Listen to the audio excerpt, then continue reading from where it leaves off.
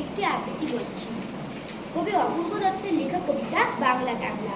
অ্যানুয়ালের result হাতে বাড়ি ফিরল ছেড়ে। মা বলল, কোন পেপারে কত নম্বর পেলেন? হিস্ট্রিতে মম 84, ম্যাথসে 90। মা বলল, fantastic, just like a hero.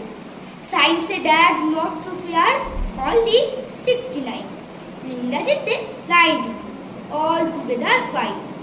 Geographic পেপারে তো 100-এ 100, ডুবিয়ে দিল বেঙ্গলিটায় ভেরি পুয়ার গ্রেড। ছেলের মাথায় হাত রেখে মা ঠোঁট গিয়ে বলে, নেভার মাইন্ড, বেঙ্গলিটা না শিখিয়েও চলে।